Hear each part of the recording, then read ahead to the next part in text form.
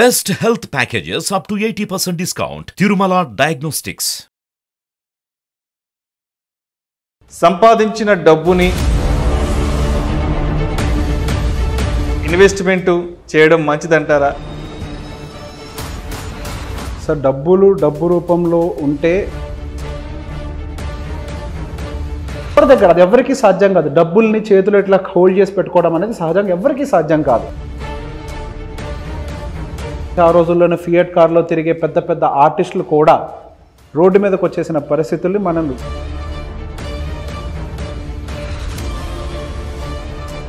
నమస్తే, welcome to Suman TV. నేను విష్ణు. ప్రస్తుతంతో పాటు టెక్నికల్ అనలిస్ట్ రేవంత్ చలమలా ఉన్నారు, వారితో మాట్లాడదాం. నమస్తే రేవంత్. నమస్తే అండి. రేవంత్, ఒక సింపుల్ క్వశ్చను, బట్ చాలా జీవిత పరమార్థం దాగి ఉంటుందేమో అనుకుంటున్నాను. సంపాదించిన డబ్బుని భద్రంగా దాచుకోవాలంటారా, లేదంటే తీసుకెళ్ళి ఏదైనా ఇన్వెస్ట్మెంటు చేయడం మంచిదంటారా?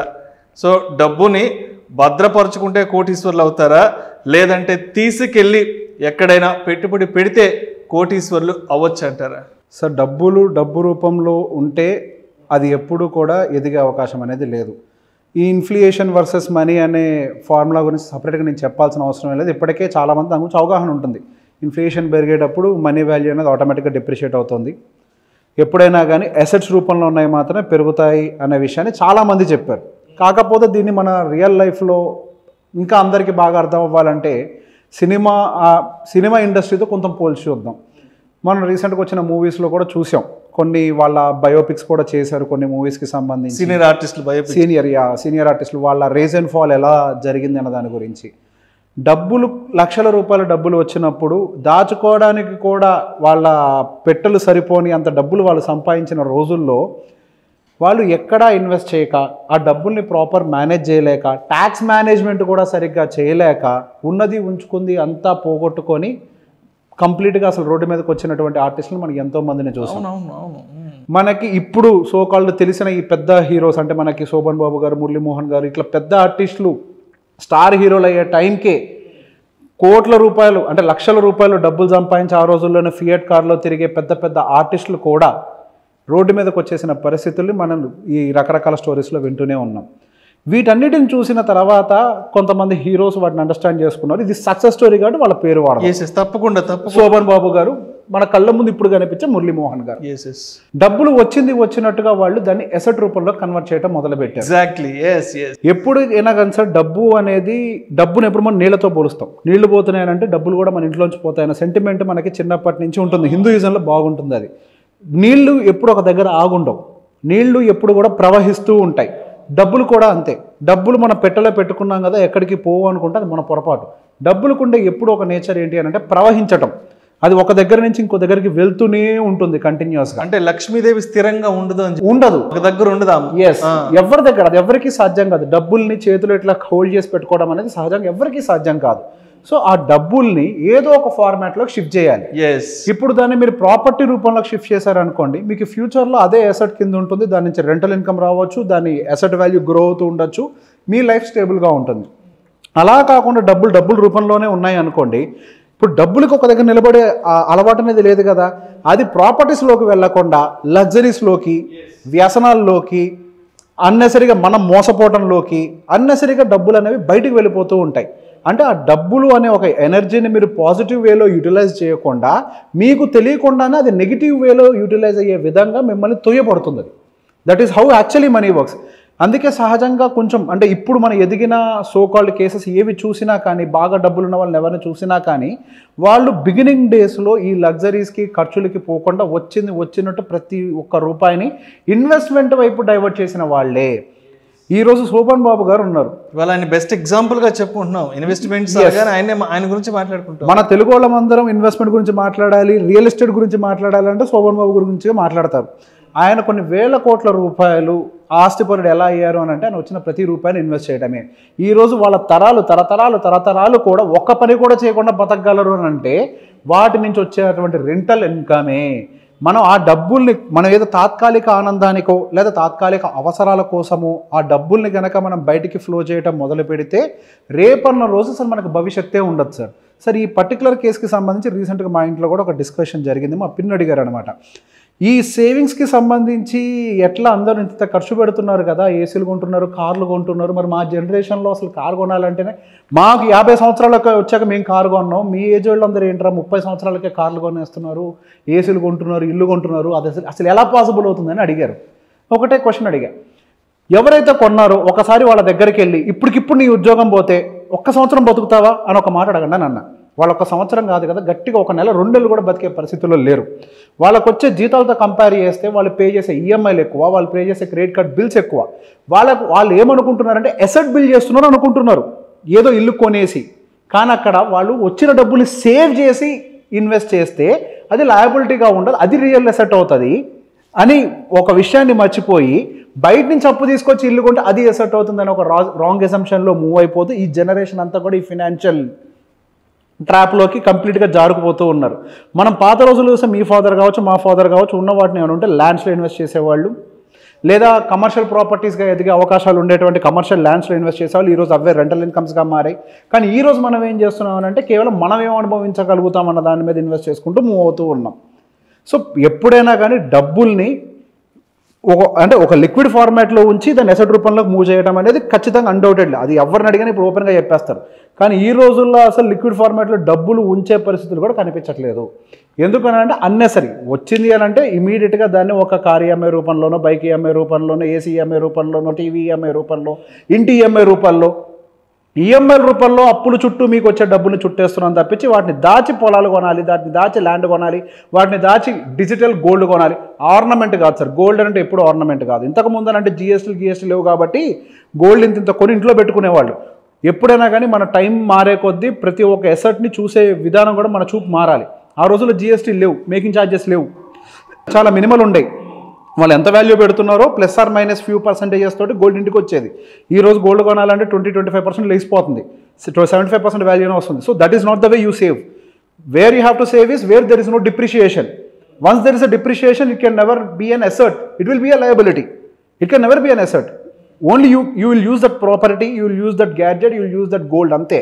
వాడుకోవడానికి తప్పించి దాచుకోవడానికి పనికొచ్చే కాదు. దాన్ని డబ్బును అనేది ఎప్పుడు కూడా కొంతగా దాచుకుంటూ దాన్ని ఒక అసెట్ రూపంలో కన్వర్ట్ చేయాలి. ఒకప్పుడు సరే ఇప్పుడు ఒకప్పుడు అని అంటే తక్కువ రేట్లు ల్యాండ్స్ దొరికాయి. ఇప్పుడు ఏం చేయాలి? ఇప్పుడు ఎకరాలు 30 కోట్లు, 40 కోట్లు, 50 కోట్లు, దేన్ని మనం మాట్లాడితే ఎకరా 100 కోట్లు.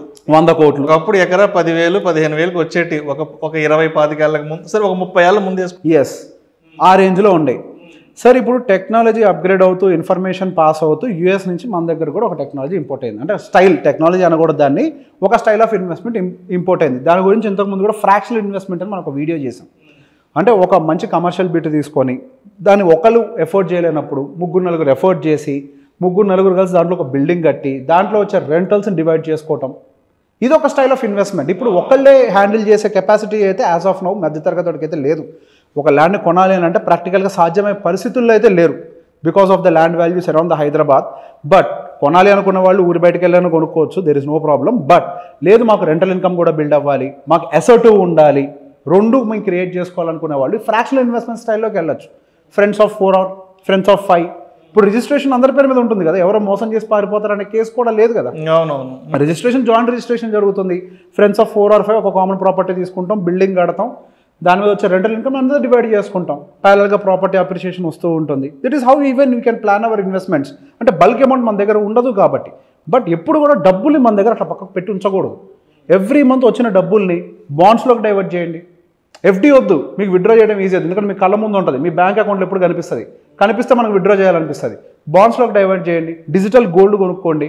చిన్న అమౌంట్స్తో కొనొచ్చు కదా, 100 రూపాయలున్నా కొనవచ్చు డిజిటల్ గోల్డ్ అయితే. ఆన్లైన్లో బ్యాంక్ బీజ్ కొనుక్కోవచ్చు కదా, మనం బాండ్స్ కొనుక్కోవచ్చు కదా. ఫస్ట్ ఒక సమ్ ఆఫ్ అమౌంట్ అయ్యేదాకా అందులో అక్యుమ్యులేట్ చేద్దాం. మనం అక్యుమ్యులేట్ అయిన అమౌంట్ని తీసుకొచ్చి రియల్ ఎస్టేట్లో పెట్టుకుందాం. మనం ఈ షేర్స్ మ్యూచువల్ ఫండ్స్ మీద నమ్మకం లేని వాళ్ళు ఈ పద్ధతిలో చేయొచ్చు. ఒక రకంగా ఇదంతా రిస్క్ ఫ్రీ అసెట్ కదా బాండ్స్ అనేవి. ఇన్ఫ్యాక్ట్ గోల్డ్ కంటే రిస్క్ ఫ్రీ అసెట్ ఏంటి? Bonds. FD and bonds, these both are equal. So instead of making money here, we can save money here and divert entire money to real estate. And ఇంతకు ముందులాగా investment opportunity is not just available in real estate, and we have investment opportunities available in mutual funds, which is equivalently giving returns just like a real estate. Real estate 9 to 12% ఇస్తుంటే ఎందుకు పనికిరాని mutual fund కూడా 12% ఇస్తుంది. Bear minimum returns అనేది ఇస్తుంది 12%. అంటే దాని worst performer అనుకున్నా కానీ 12% రిటర్న్ మ్యూచువల్ ఫండ్స్ కూడా ఇస్తున్నాయి. సో డైవర్షన్ ఆఫ్ ఇన్వెస్ట్మెంట్స్ కూడా ఈరోజు ఈజీ అయ్యాయి. The options available to invest when compare to previous days, these days we have more number of options. We have corporate bonds, we have government bonds, we have mutual funds, we have gold bees, we have ETFs. ఇంత పెద్ద ఎసర్ట్స్ ఇంతకుముందు లేవు, ఈ రోజు ఉన్నాయి. కానీ దాంట్లో పెట్టే వాళ్ళ సంఖ్య 3% భారతదేశంలో. ఖర్చు పెట్టే వాళ్ళ సంఖ్య 97%. That is the reason where people becoming like failure in there. చెప్పాం కదా మేడం, అదే సో కాల్డ్ ఫిలిం ఇండస్ట్రీలో మనం పేర్లు వాడకుండా చెప్పాలి కాబట్టి ఆ ఫిలిం ఇండస్ట్రీలో ఆ డబ్బుల్లాగా ఉంచి ఎటు వాడకుండా ఆవిడ దగ్గర నుంచి మ్యాక్సిమం రీసెంట్గా ఇంటర్వ్యూస్ చూశాను వాళ్ళ పిల్లలవి. వాళ్ళ దగ్గర పనిచేసే వాళ్ళు వీళ్ళకంటే రిచ్ పొజిషన్లో ఉన్నారు. నేను చెప్పాను కదా, డబ్బులు ఫ్లో అవుతూ ఉంటాయి, మీ దగ్గర నిలబడవు, మీ దగ్గర నుంచి ఇంకో దగ్గరికి వెళ్ళిపోతాయి. అది వేరే దగ్గరికి వెళ్ళాలా, మీ ఇన్వెస్ట్మెంట్స్లోకి వెళ్ళాలని మీరు దారి చూపించాలి. మీరు దారి తీస్తే ఆ దారిలో డబ్బులు పోతాయి, దాని దారి తీసుకోమంటే దాని దారిలో అయిపోతాయి. డబ్బుల్లాగా ఎప్పుడు ఉంచకండి. షిఫ్ట్ ఇన్ఫ్యాక్ట్ సార్ నా ట్రేడింగ్ అకౌంట్స్ ఉంటాయి, నా ట్రేడింగ్ అకౌంట్స్లో డబ్బులు చాలా ఉంటాయి. నా బ్యాంక్ అకౌంట్లో 1500 2000 మించి ఉంచాను, గట్టి 2000 ఉంటాయి. ఎందుకు అంటే డబ్బులు ఉంటే అయిపోతాయి, నాకు అవసరం లేదు 2000కి మించి, అంత మించి నాకు ఖర్చు ఏమొస్తుంది ఇప్పటికిప్పుడు. ఒక్కసారి ఏటీఎంకి వెళ్ళి ఒక 10,000 రూపాయలు డ్రా చేసి ఇంటికి పట్టుకెళ్ళామంటే 2-3 రోజుల్లో 10,000 ఎట్టు వెళ్ళిపోతే అర్థం కాదు సార్. డబ్బులు అనేవి మన అకౌంట్లో ఉండవు సార్. నేను ఎప్పుడు కూడా 2-3 వేలు పెట్టుకుంటాను. ఏదైనా ఎమర్జెన్సీ బాగా హెల్త్కి సంబంధించి అంటే సరే కార్డు యూజ్ చేస్తాం, ఇవాళ విత్డ్రా కొడితే నా ట్రేడింగ్ అకౌంట్ నుంచి రేపు పొద్దుగా నా బ్యాంక్ అకౌంట్లో పడతాయి. లేదా ఏదో ఒక ఫ్రెండ్కి ఫోన్ చేస్తే ఎవరో ఒకరు నాకు ఇన్స్టెంట్గా ట్రాన్స్ఫర్ చేస్తారు, రేపు పొద్దున వాళ్ళకి రిటర్న్ చేయగలుగుతాను. మన దగ్గర పెట్టుకోవడం కంటే లిక్విడ్ క్యాష్ రూపంలో దాన్ని మన ట్రేడింగ్ అకౌంట్, అంటే నేను as I'm a trader I'm investing in trading, other people can invest in bonds and XYZ. But డబ్బులు ఖాళీగా ఉంచొద్దు. నేను ఎప్పుడు డబ్బులు పెట్టను ఖాళీగా. రేవంత్ అంటే ఒకప్పుడు యూపీఐ పేమెంట్స్ ఇవన్నీ లేని రోజుల్లో ఒక 2,000-3,000 చేత్తో ఇలా లెక్క పెట్టి ఇలా ఇస్తుంటే చేతులు వణికేటి, భయం వేసేది, పెయిన్ వస్తుంటుంది లోపల. అవన్నీ లెక్క పెట్టి ఇలా ఇస్తుంటే అమ్మా ఇంత అమౌంట్ నేను అవతల వ్యక్తికి బాకీ ఉన్నానా, రేపటి నుంచి అప్పు అనేది చేయకూడదని మనసులో ఉండేది. ఇవాళ యూపీఐ పేమెంట్స్ వచ్చి నిద్ర లేచిన దగ్గర నుంచి ఒక 2-3 వేల రూపాయలు వెళ్ళిన దగ్గర ఈ స్కానర్లు పెట్టడం కొట్టడం, అంటే రోజుకి అసలు ఎంత ఖర్చు అవుతుంది ఏంటనే దానికి ఒక లిమిట్ లేకుండా పోయింది అసలు. సార్ ఎప్పుడైనా కానీ సార్ యూపీఐ వచ్చింది sir, it made our life very easy చేసింది, మన లైఫ్ని ఈజీ చేసింది, there is no doubt. But ప్యారలల్గా అది మనం ఇంకొక విషయాన్ని రిమైండ్ చేయాలి, మన దగ్గర డబ్బులు తక్కువ ఉన్నాయి అని. తక్కువ ఉన్నాయని ఎప్పుడు రిమైండ్ చేస్తుంది, మనం తక్కువ పెట్టుకుంటేనే. మన డబ్బులను అందులో పెట్టుకుంటే అది అయిపోయేదాకా చెప్పదు. అది మన కనీసం బ్యాంక్ అకౌంట్ ఓపెన్ చేసి ఎంత బ్యాలెన్స్ ఉందో కూడా చెక్ చేయం. నేనైతే పర్సనల్గా చెక్ చేయను, ఎందుకంటే దాంట్లో ఉండేది పెట్టుకునేది తక్కువ. నేను అసలు ఉంచను. 1వ తారీఖు 2వ తారీఖు ఏదన్నా ఖర్చులకు కావాల్సిన డబ్బులు ఒకేసారి విత్డ్రా చేస్తాం, మొత్తం బిల్స్ పే చేస్తాం, ఎప్పటికెప్పుడు అవసరమైనప్పుడు ఒక 2,000-3,000 డ్రా చేసి పెట్టుకుంటాం అంతే. అంతకు మించి నాకు అవసరం లేదు. What ever I want, if any emergency I have cards, if any emergency I have people to support around me, within 24 hours, within 12 hours నా డబ్బులు విత్డ్రా అయిపోతాయి. We have such kind of ways. ఇప్పుడు నేనేమో real ఎస్టేట్లో పెడితే అమ్మ నా డబ్బులని రియల్ ఎస్టేట్లో పెట్టే ఇప్పుడు దాన్ని లిక్విడేట్ చేయడానికి టైం పడుతుంది అన్న కండిషన్ లేదు. మీరు బాండ్స్లో పెట్టండి, 2 రోజుల్లో మీ అకౌంట్లో పడతాయి. బీస్ కొనుక్కోండి, 2 రోజుల్లో మీ అకౌంట్లో పడతాయి. ఈజీ టు లిక్విడేట్ ఎమర్జెన్సీ వచ్చినప్పుడు. డబ్బులు కాకపోతే మన అకౌంట్లో ఉండవు అంతే. దానివల్ల అడ్వాంటేజ్ అంటే మనం ఖర్చు పెట్టాం. ఇప్పుడు నేను బయటికి వెళ్ళినప్పుడు ఏదైనా ఖర్చు పెట్టాలంటే నా అకౌంట్లో డబ్బులు ఉండవు. సో బై డిఫాల్ట్గా నాకు నేను కంట్రోల్ చేసుకుంటా. అది నాకు అవసరం లేనిది చూడగానే మనకు పన్ను చేయబుద్ధి అవుతాయి. ఒకటి చూడగానే అట్రాక్టివ్గా అనిపిస్తుంది, చేసేయాలనిపిస్తుంది. అకౌంట్లో ఉందనుకో నాగం, అకౌంట్లో లేకపోతే ఆలోచిస్తాం ఇది నాకు అవసరమా, ఇప్పుడు నాకు అవసరమా ఇది అని. ఇప్పుడు ఖర్చు పెట్టట్లేదని అంటే ఆ స్తోమత మనకు లేదు అని కాదు, మనం దాన్ని నియంత్రించుకుంటున్నామని దాని మీనింగ్. ఈరోజు ఎవరైతే నియంత్రించుకుంటారో రేపు వాళ్ళ ఫ్యూచరే అట్లీస్ట్ కంఫర్టబుల్ జోన్లో ఉంటుంది. రిచ్ అయిపోతారు, మిలీనియర్స్ అయిపోతారు నేను చెప్పనులే, కానీ కంఫర్టబుల్ జోన్ అయితే బతకగలుగుతాం. We'll have emergency funds, we'll have money ready for investments. నేను బాండ్స్లో ఎప్పుడు 50% క్యాపిటల్ని పెట్టుకుంటా. ఎప్పుడైతే నాకు మంచి ఇట్లా గోల్డ్ రేట్లు పడ్డప్పుడు, మార్కెట్లు క్రాష్ అయినప్పుడు బాండ్ నుంచి డబ్బులు తీసి వెంటనే కొనుక్కుంటా. డబ్బులు ఎప్పుడు ఇన్వెస్ట్మెంట్కి రెడీగా ఉండాలి. You don't know when you will get the opportunity. So we have to save money where not in a physical form but in some other format. అది లిక్విడ్ ఫార్మాట్లో ఎప్పుడు ఉండదు డబ్బులు అనేది, వేరే ఫార్మాట్లో పెట్టే అవకాశం దొరికినప్పుడు కొనుక్కోవాలి. మనం ఒకేసారి ₹1,00,00,000 జీతం రాదు కదా ల్యాండ్ కొనాలంటే, బట్ ఇందులో సాధ్యం కదా సేవ్ చేసుకోవటం. That's how we have to make. But liquid cash I will never advice. మనకి ఏదైనా ఒక మంచి ఇన్కమ్ వస్తున్నప్పుడు ఎంతో కొంత అమౌంట్ దాన్ని తీసి దాని ఒక ఇన్వెస్ట్మెంట్ రూపంలో ఫ్రీజ్ చేసి పెడితే మంచిది. Always freeze your money. రూపంలో ఫ్రీజ్ చేయాలి. You should have more commitments. Commitments doesn't mean EMI sir. You should have commitments towards the saving. Increase your saving commitments. కట్టకపోతే ఫైన్ పడుద్దని భయం ఉండాలి మీకు. ఈఎంఐలు పెట్టుకున్నారనుకోండి, మనం ఎంత భయంతో కడతాం, but will pay interest in return, and అది మన కన్సంప్షన్ పర్పస్. సో మీరు సేవింగ్స్కి మ్యూచువల్ ఫండ్స్ పెట్టుకోండి, ఎస్ఐపి. బేసిక్గా దానికి ఎస్ఐపి అంటే మ్యూచువల్ ఫండ్ ఇండస్ట్రీ ఫైర్ అయ్యారు, బట్ చెక్ బౌన్స్ కోసం బ్యాంక్ కూడా వేస్తాడు, మీకు ఆ భయం ఉంటుంది. రైట్. డెప్ట్ ఫండ్స్లోకే పెట్టుకోండి ఎస్ఐపి. ఎవ్రీ మంత్ 10,000 రూపాయలు డెప్ట్ ఫండ్స్లోకి. మీకు మ్యూచువల్ ఫండ్స్ మీద భయం ఉంటే, లాంగ్ టర్మ్ ఉందిలే నాకు పర్లేదు మ్యూచువల్ ఫండ్స్ నమ్మకం ఉంది అని అనుకుంటే మ్యూచువల్ ఫండ్స్లో పెట్టుకోండి SIP. That is very easy.